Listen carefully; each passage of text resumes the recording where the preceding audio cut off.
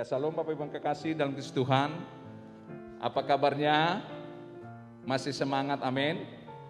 Kita semua dipenuhi dengan kasih Allah, sekalipun keadaan yang kita lihat hari-hari ini masih ada di dalam kondisi pandemi, tapi kita percaya bahwa Tuhan akan tetap menyertai kita semua. Nah, saudara kekasih, saya ingin mengajak kita membuka Alkitab kita akan belajar dari kebenaran firman Tuhan dari Mazmur 104 ayatnya yang pertama sampai ayatnya yang kelima.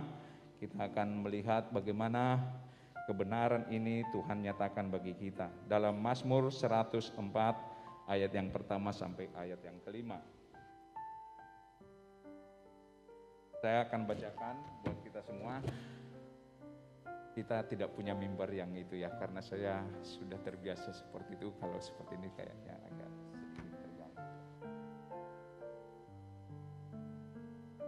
Baik, saya akan bacakan buat kita di dalam Mazmur 104 dari ayat yang pertama sampai ayat yang kelima. Demikian firman Tuhan, kebesaran Tuhan dalam segala ciptaannya.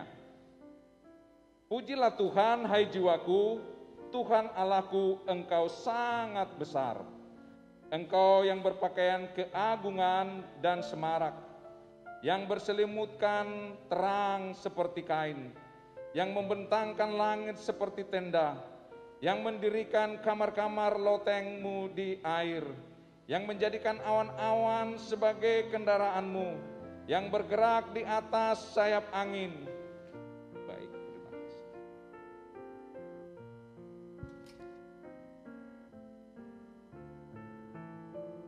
Bentar ya Bapak Ibu, saya akan ulang kembali firman ini buat kita.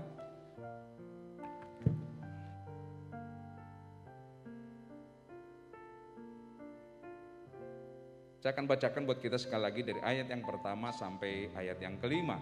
Kebesaran Tuhan dalam segala ciptaannya. Pujilah Tuhan, hai jiwaku, Tuhan Allahku, Engkau sangat besar. Engkau yang berpakaian keagungan dan semarak, dan berselimutkan terang seperti kain, yang membentangkan langit seperti tenda, mendirikan kamar-kamar lotengmu di air, yang menjadikan awan-awan sebagai kendaraanmu, yang bergerak di atas sayap angin, yang membuat angin sebagai suruhan-suruhanmu, dan api yang menyala sebagai pelayan-pelayanmu, yang telah mendasarkan bumi di atas tumpuannya, sehingga takkan goyah untuk seterusnya dan selamanya. Hari-hari belakangan ini Tuhan sedang membawa kita supaya lebih lagi di dalam keintiman untuk dalam penyembahan. Apa yang disampaikan oleh gembala pembina kita, nanti akan kita lihat bahwa ada 3 dasar yang menjadikan gembala pembina kita atau pelayanannya dipakai oleh Tuhan di dalam kehidupannya. Dia menyatakan ketiga bagian ini menjadi gaya hidup yang membawa hidupnya terus semakin intim, semakin dekat kepada Tuhan. Dan dia menerima pewahyuan, dia menerima isi hati Tuhan untuk membawa gerejanya supaya layak ketika Tuhan datang untuk kedua kali. Dikatakan bahwa yang pertama yang diandalkan adalah tentang pengurapan. Dan yang kedua adalah tentang bagaimana dia hidup di dalam hadirat Allah. Dan yang ketiga adalah hidup di dalam roh yang dinyatakan sepanjang hari di dalam bahasa roh. Kalau firman ini berbicara kepada kita, pujilah Tuhan hai jiwaku. Pemazmur ini berbicara dari ciptaan Tuhan. Tuhan melihat ketika menciptakan segala sesuatunya, Tuhan berkata, Allah melihat segala sesuatunya baik. Artinya saudara, Tuhan menciptakan langit, bumi dan semua isinya baik. Kemudian manusia diciptakan untuk tinggal di tempat yang baik. Untuk menikmati segala kebaikan Tuhan. Untuk boleh merasakan bagaimana Tuhan memperdulikan ciptaannya yang terbaik itu, yaitu manusia atau kita yang diciptakan. Tapi bagaimanakah kita? Adakah kita hari-hari belakangan ini masih merasakan bahwa matahari terbit sebagai anugerah? Apakah kita masih merasakan bagaimana hujan mengairi bumi sebagai anugerah yang memberikan kesuburan atas tanah? Itu sebabnya pemazmur ini mengajak kita kembali, bukan hanya apa yang kita rasakan, tetapi apa yang kita lihat dari ciptaan Tuhan. Itu sebagai dasar untuk memuji-muji Tuhan, sehingga kita akan membangun diri kita semakin dekat kepada Tuhan. Kalau kita sedang pergi ke tamasya, ke satu tempat yang indah, contohnya Danau Toba, kita menikmati seluruh apa yang kita lihat di sana begitu indahnya. Kita tinggal di dalamnya berlibur, tapi pernahkah kita masuk ke kamar kita berkata, Tuhan, aku bersyukur atas ciptaan-Mu. Apakah pernah kita melihat bagaimana kehidupan keluarga kita yang sedang ada, dipelihara oleh Tuhan, diberikan fasilitas, diberikan segala sesuatu, kemudian kita berkata, terima kasih, aku memuji-muji Tuhan. Hari-hari belakangan ini, untuk menjadikan kita sekarakter, berintegritas dengan seperti apa yang menjadi tahun integritas ini adalah kunci utama. Pak Gembala pembina kita mengatakan adalah bahwa kita harus tinggal di dalam pengurapan, harus tinggal di dalam hadirat Allah, harus tinggal di dalam bahasa roh atau intim di dalam roh. Itulah yang membuat kita menjadi kuat untuk melakukan segala integritas. Tanpa kekuatan Tuhan kita tidak mampu berbuat apa-apa. Jangan andalkan kekuatan kita.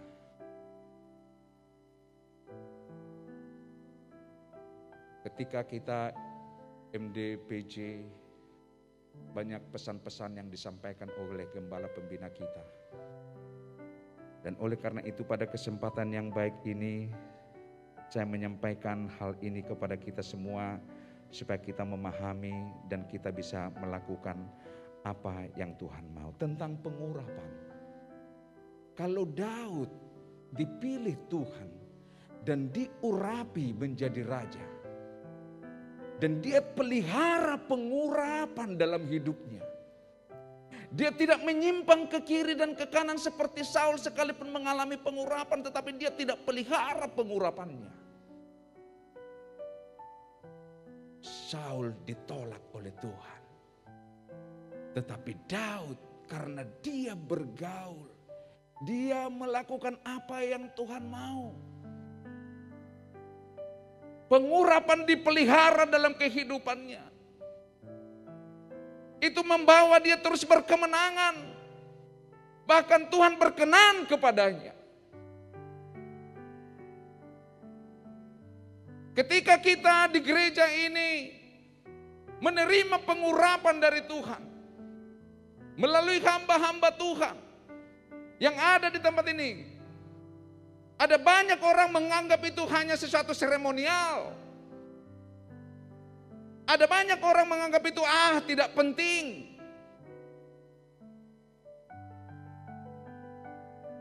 Tetapi hari ini Tuhan mengingatkan kita kembali, Bapak Ibu yang kekasih dalam Kristus Tuhan. Kalau kita menerima pengurapan dari hamba-hamba Tuhan, nyatakanlah dalam dirimu, Tuhan, aku terima pengurapan daripadamu melalui hamba-Mu dan pelihara. Amin. Amin. Aminnya kurang kencang ini. Amin. Haleluya. Itu ya sebabnya gembala pembina kita setiap saat dia meminta pengurapan dari Tuhan. Dan akhirnya Tuhan pakai dan Tuhan bawa lebih dan lebih dan lebih lagi. Tuhan menyatakan segala sesuatu yang ada di dalam hati Tuhan. Seperti tahun ini tahun integritas. Seluruh gereja meresponinya. Banyak gereja-gereja meresponi sebagai tahun integritas. Bukan hanya GBI, tetapi banyak gereja meresponi bahwa memang gereja atau orang-orang percaya harus tinggal di dalam integritas. Kenapa itu boleh ada? Karena menjaga pengurapan Allah dalam kehidupan. Kita tidak tahu apa yang sedang terjadi besok. Waktu hanya ada 2 waktu. Waktu Tuhan di dalam Wahyu 12 ayat 12 dikatakan sudah singkat, dia akan datang. Ketika Tuhan akan datang, apakah kita ikut terangkat bersama dengan dia rapture dalam Tesalonika?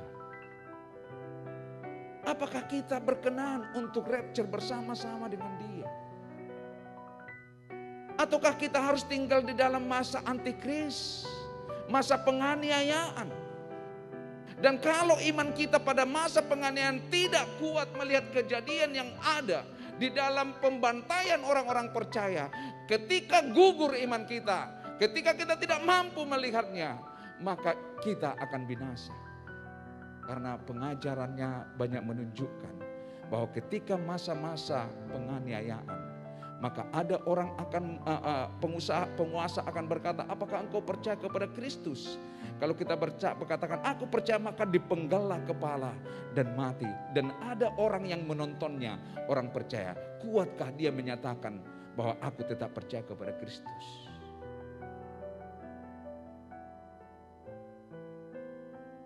Saudaraku yang kekasih dalam Kristus Tuhan, itu sebabnya kita harus menjadikan hidup kita, mengingat atau menyadari hidup kita adalah Tuhan memberikan kekuatan atas kita di dalam kuasa pengurapannya. Sehingga kita akan hidup di dalam segala kemenangan. Di masa-masa yang seperti ini juga, ketika kita lihat masa-masa ini, waktu Tuhan itu akan datang. Gembala pembina kita berkata, waktunya sudah singkat, waktunya sudah singkat. Maka kita harus mempersiapkan diri kita sebagaimana yang Tuhan mau.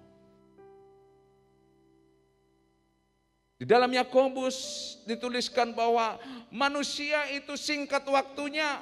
Kalau tadi waktunya Tuhan akan datang, tetapi waktu kita seperti uap yang sebentar akan hilang. Bagaimanakah kita mengisi waktu kita? Supaya waktu yang ada ini, kesempatan yang ada ini berkenan kepada Tuhan. Kita tidak tahu hari besok apa yang akan terjadi. Dan itu dituliskan jelas di dalam Yakobus. Kita tidak mengerti besok tentang diri kita. Tetapi apakah kita siap dalam setiap waktu? Di dalam kehidupan ini.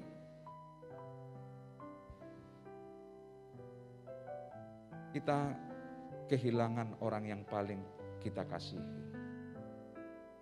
Kita tidak mengerti segala sesuatunya, tapi rencana Tuhan jauh lebih indah dari segalanya. Amin. Kita tidak tahu.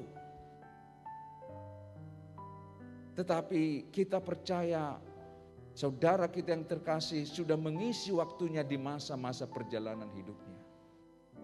Memberikan hidupnya sepenuhnya kepada pelayanan, kepada kehendak Tuhan. Jadi seketika kita dipanggil oleh Tuhan, kita tidak ada di dalam ketakutan.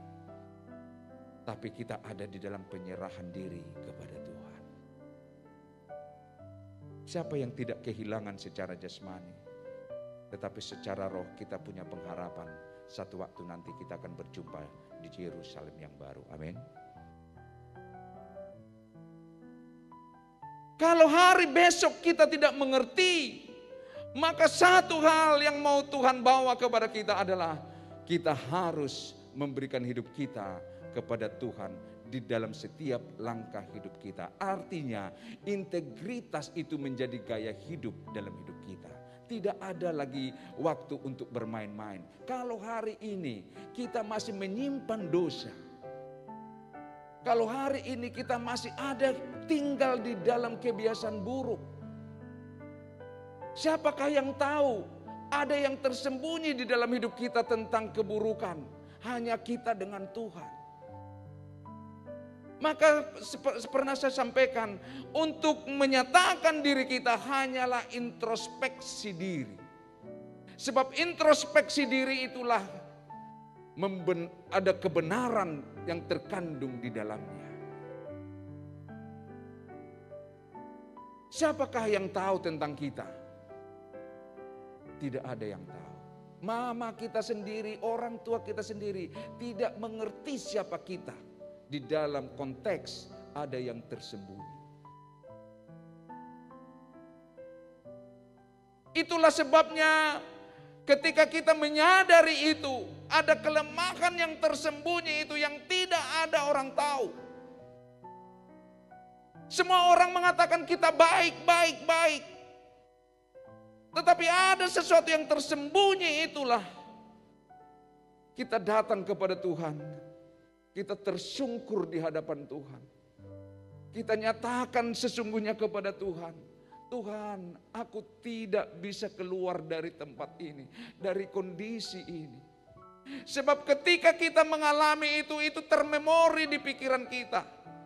Dia merasuk di jiwa kita. Dan ketika kita mau keluar dari dalamnya, hari ini mungkin bisa keluar, tapi besok terikat lagi, ngulang lagi. Besok kita sudah bertobat, kita kembali lagi masuk ke dalamnya. Karena apa? Karena kita sudah terikat di dalamnya. Hanya pertobatan yang khusus, yang minta ampun dengan Tuhan dengan sungguh-sungguh. Menyadari hidup kita. Minta dari hamba-hamba Tuhan untuk mendoakannya. Kalau engkau bisa sanggup sendiri melepaskannya dari dirimu, puji Tuhan. Tapi kalau engkau tidak sanggup untuk melepaskannya sendiri, engkau minta kepada hamba-hamba Tuhan. Supaya engkau nyatakan. Sebab ketika kita mengaku akan dosa kita, maka Tuhan akan mengampuni. Amin. Di sini penyadaran kita. Yang paling dalam dari sebuah kehidupan adalah ada yang tersembunyi. Nah saudaraku yang kekasih dalam Kristus Tuhan, kalau kita sadar akan hal ini, bahwa tidak ada yang tahu hari besok, kita tidak mengerti bahwa hidup kita seperti uap yang sebentar akan hilang.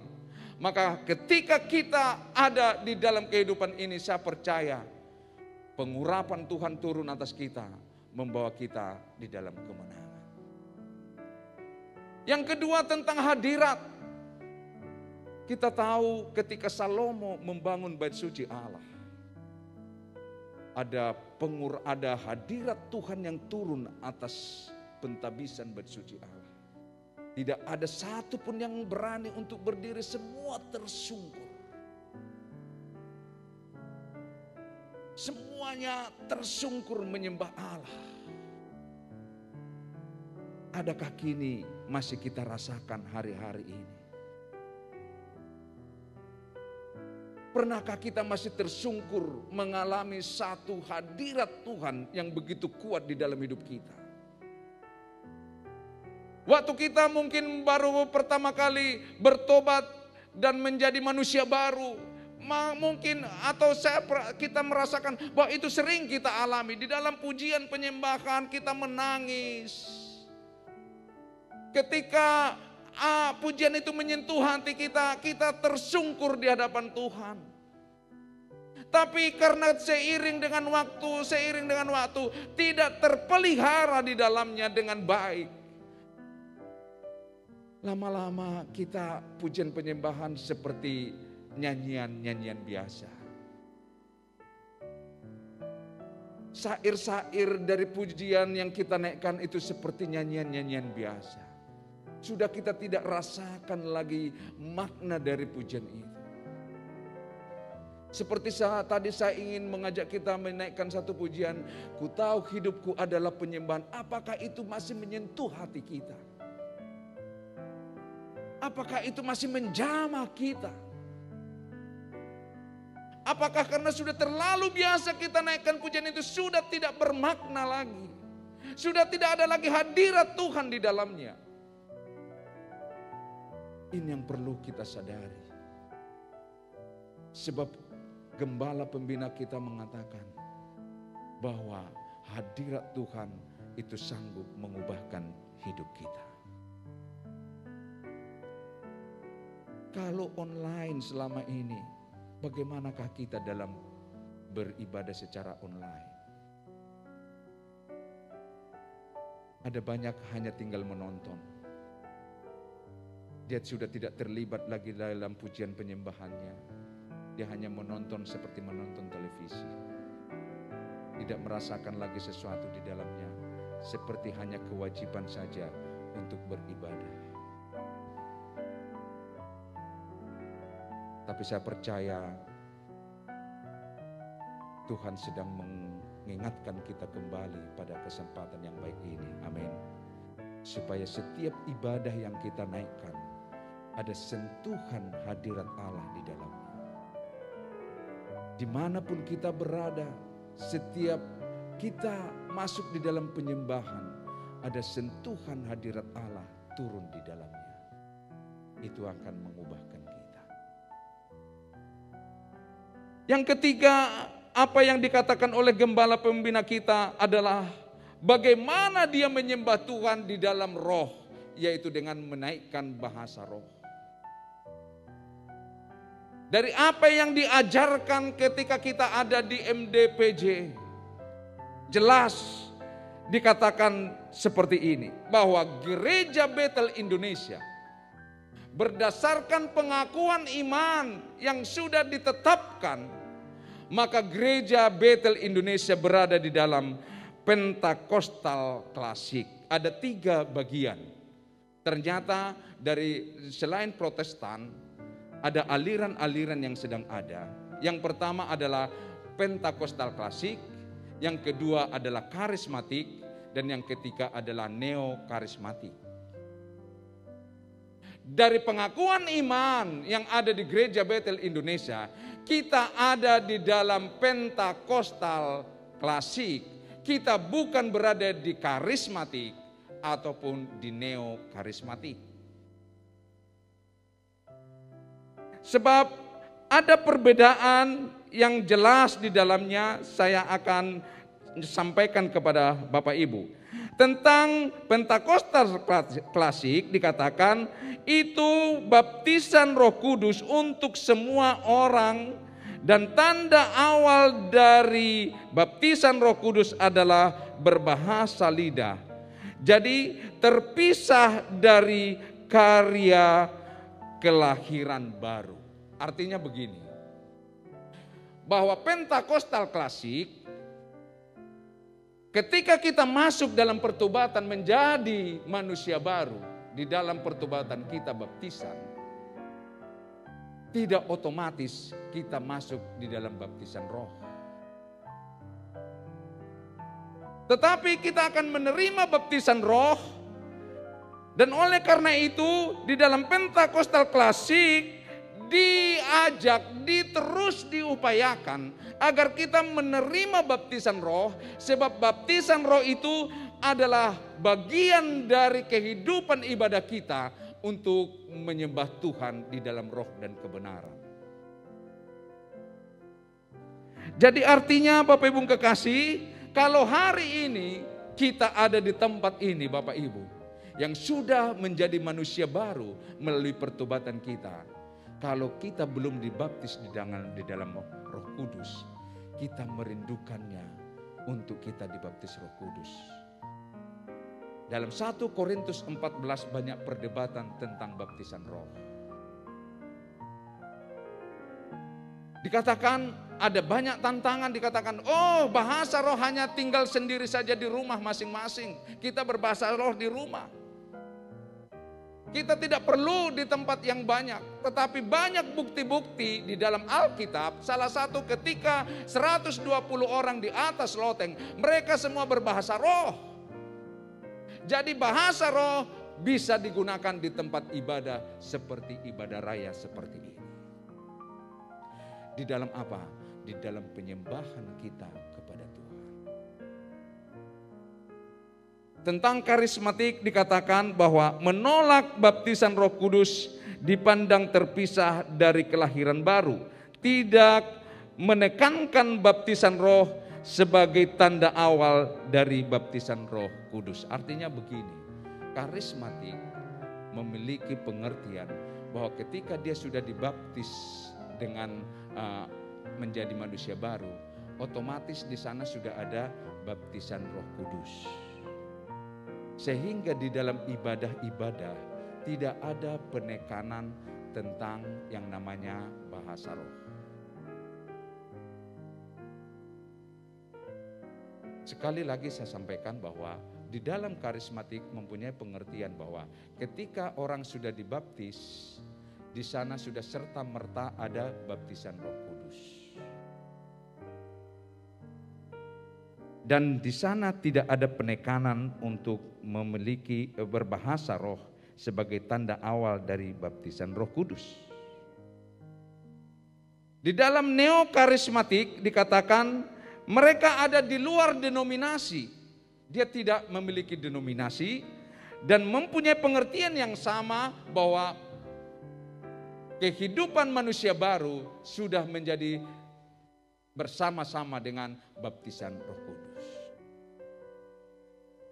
Nah, oleh karena itu sekali lagi ini perlu kita sampaikan kepada jemaat yang ada di Gereja Betel Indonesia bahwa kita memiliki satu pengajaran bahwa ketika kita sudah manusia baru, itu harus meminta lagi kepada Tuhan dengan segala kesungguhan dalam pertobatan, memelihara hadirat Tuhan dalam hidup kita, memelihara pengurapan dari Tuhan yang tinggal dalam hidup kita, supaya kita mengalami baptisan roh.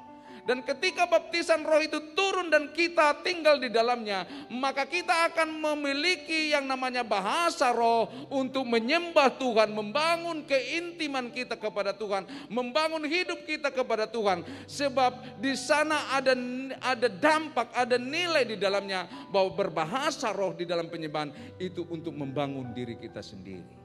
Amin. Untuk membawa kita semakin dekat kepada Tuhan. Dikatakan bahwa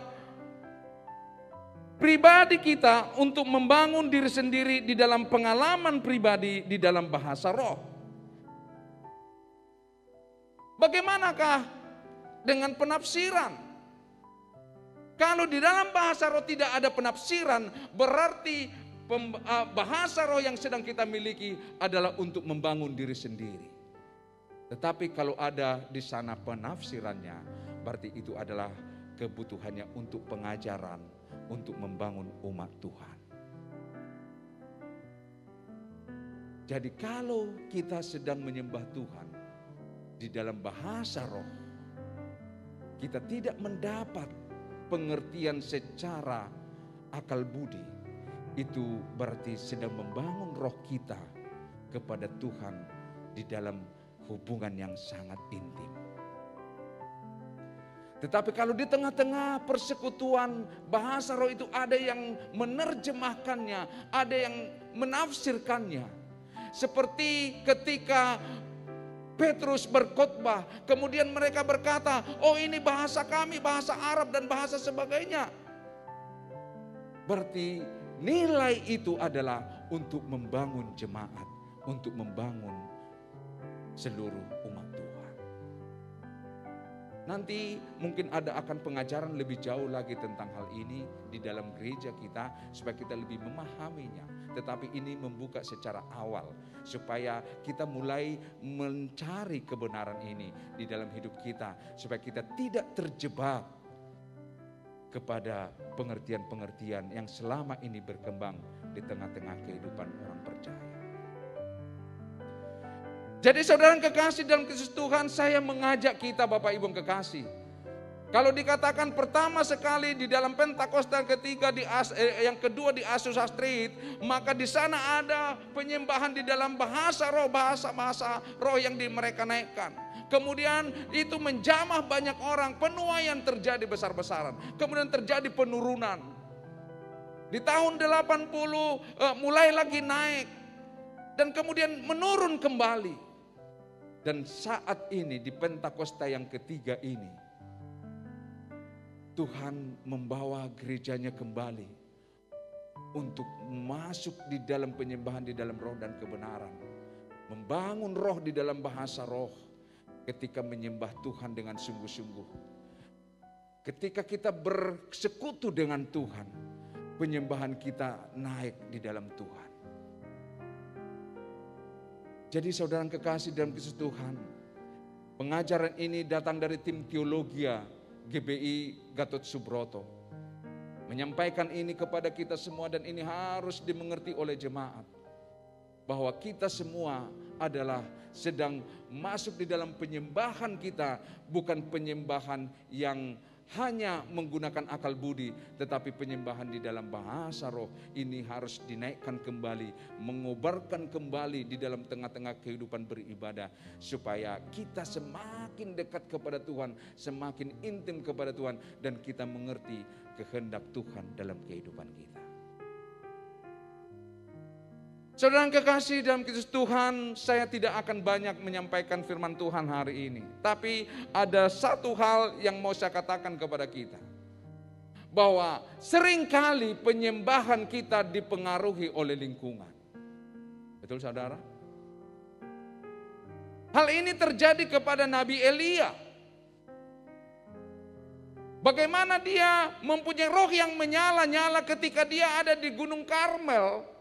Nanti bisa dibaca di dalam 1 Raja-Raja 18 dan 19. Ketika Elia ada di Gunung Karmel untuk bertanding dengan nabi-nabi Baal, menyatakan siapakah Tuhan? Rohnya menyala-nyala. Dia tidak takut kepada 450 Baal. Dikatakan ambillah lembu, taruhlah mezbah, panggillah Tuhanmu. Kalau Tuhanmu benar, dia akan datang untuk menurunkan api dan membakar korbanmu. Rohnya menyala-nyala di Gunung Karmel. Dia tidak takut melawan 450 Baal. Sebab hukumannya adalah dibunuh kalau siapa yang kalah. Ketika sudah sampai petang, Elia berkata kepada Nabi Baal, panggil lagi, mungkin Tuhanmu sedang tidur.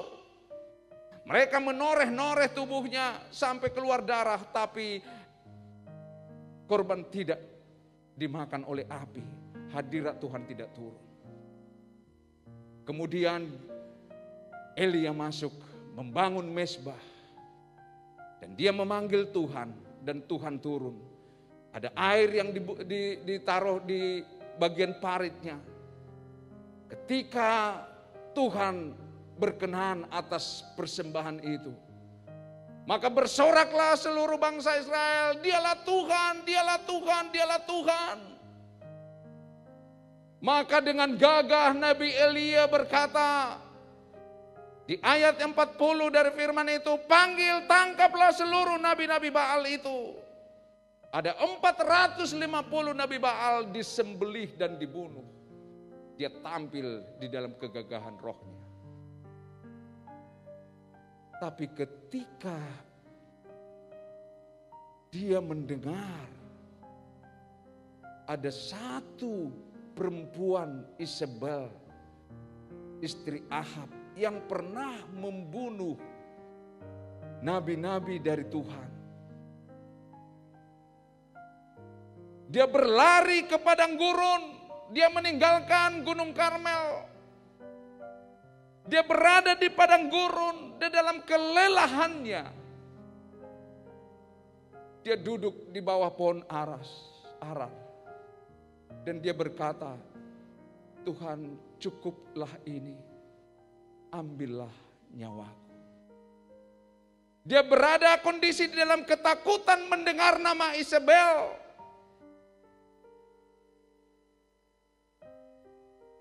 Dia berada di dalam ketakutan karena dia pernah mendengar bahwa Isabel pernah membunuh nabi-nabi Tuhan. Rohnya surut. Dia tidak mampu untuk mengatakan lagi. Kegagahannya hilang. Di gurun pasir, di bawah pohon arar itu, dia mengambil keputusan itu, berkata kepada Tuhan, cukuplah Tuhan, ambillah nyawaku.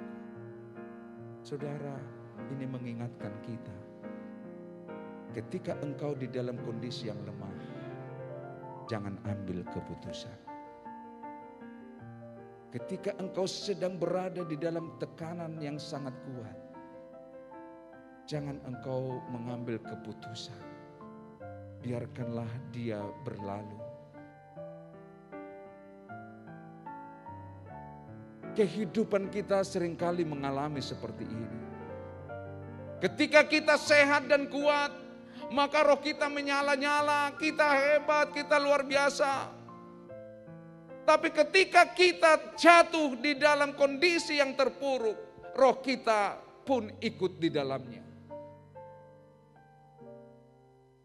Paulus adalah pahlawan yang luar biasa di dalam iman. Dia mengalami banyak hal persoalan. Tetapi Paulus berkata bahwa dia tidak akan berhenti rohnya untuk menyembah Tuhan. Sekalipun kondisi tidak baik. Amin saudara. Oleh karena itu mengucap syukurlah dalam segala hal. Ini yang Tuhan mau dalam hidup kita, bahwa kualitas penyembahan kita di dalam Tuhan harus tetap ada di dalam kehendak Bapa. Amin. Bapak yang kekasih di dalam Kristus Tuhan, sekali lagi saya mengatakan kepada kita bahwa hari-hari ini di dalam Pentakosta yang ketiga ini, satu kunci yang membawa kita semakin mengerti kehendak Tuhan di dalam keintiman kita kepada Tuhan adalah kita harus menjaga pengurapan. Kita harus menjaga hadirat Tuhan dalam hidup kita.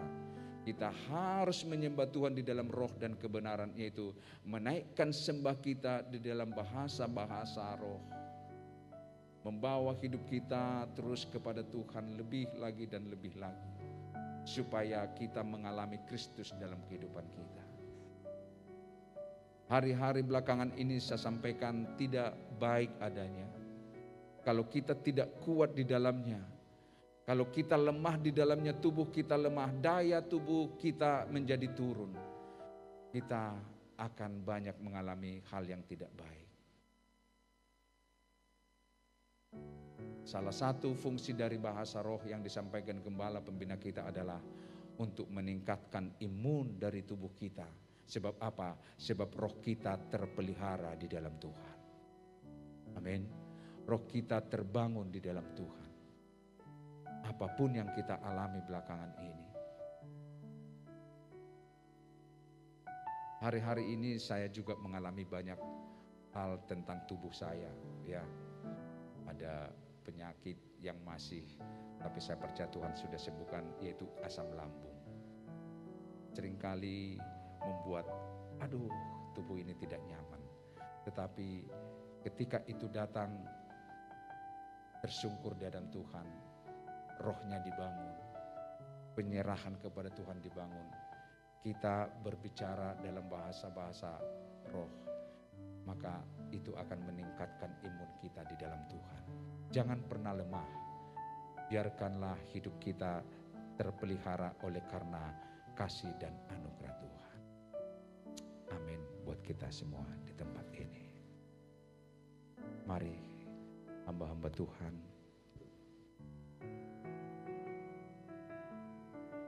saya undang kita bangkit berdiri.